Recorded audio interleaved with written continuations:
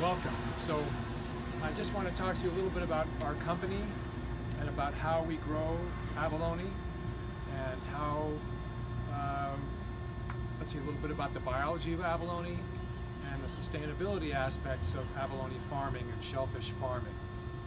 And if you have any questions at any time, please feel free to ask them. I'm happy to try to answer them. So thank you again for coming. And Monterey Abalone Co. was founded in 1989 by a guy named Joe Cavanaugh, who was looking for ways to improve. He was actually hired by the county of Monterey to try to improve the agricultural productivity of Monterey, and one of the things he thought about was aquaculture. And so, long story short, he started this abalone farm. I became his partner in 1994. We expanded the farm, and during the first 20 years or so, we did not, we purchased all of our baby abalone from other farms that had their own hatcheries.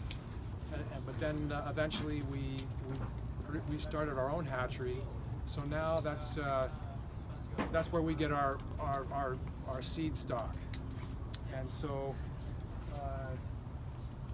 sorry, this board has seen better days, but you can see that here the very small size that abalone start out as. In fact, these are some shells which you can pass around to see some of the very small abalone from our hatchery tanks. So abalone are broadcast spawners, which means that they release male abalones and female abalones. They release the sperm and the eggs directly into the water, and they swim with the sperm and the eggs, float and swim around, and then have to meet and find each other in the water for fertilization to happen. And that if there aren't enough abalone and the concentration of gametes is very low, then there is no fertilization and no reproduction. So of course, in the hatchery environment, we control that, and we can have very successful fertilization and hopefully successful growth of the larvae and the juveniles. And so I guess there are three phases to abalone culture. There's the hatchery phase, where you take these fertilized eggs and you hatch them.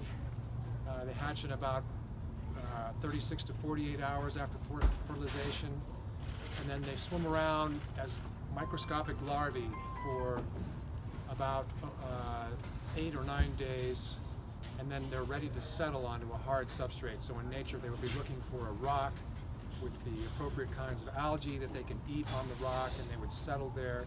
They swim around and they touch down on a surface, and if they like it, they'll stick and begin their life as a snail.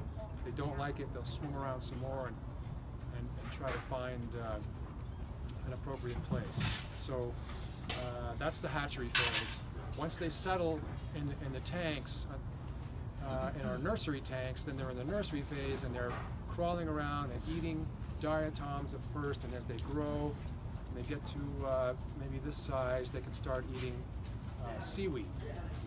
And here, the majority of our food is giant kelp, which I don't know if you've seen here, but we have very prolific, productive beds of a giant algae that has roots on the bottom and grows up, produces little gas-filled floats that float the fronds up to the surface, and they lay over on the surface. And it's a very productive plant. It keeps growing.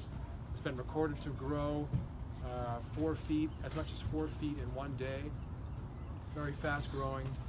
Normally, in this time of year, it can easily grow 6 inches to 2 feet in a day. So it's very productive. It's a very great resource for feed for the abalone. So we bring them to the farm when they're big enough to eat kelp, and so their mouths must be big enough and tough enough, and they have to be able to climb on top of the kelp and chew it up. and they've got to be around this size, you know, in this size range here. So they're about 10 months old at that size range, and then the smallest size we sell is around this size, which is about 85 to 90 millimeters in shell length, and is about 4 or 5 years old since it was hatched.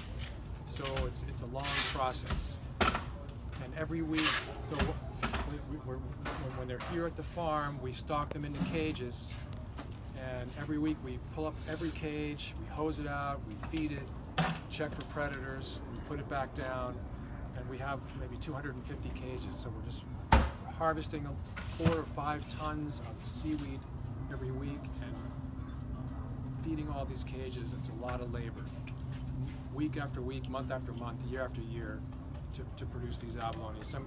Some of them we grow to this size. It's about 1 pound shell weight, live weight, and those are 7 or 8 years old. So there's a lot of labor, and a lot of hard work.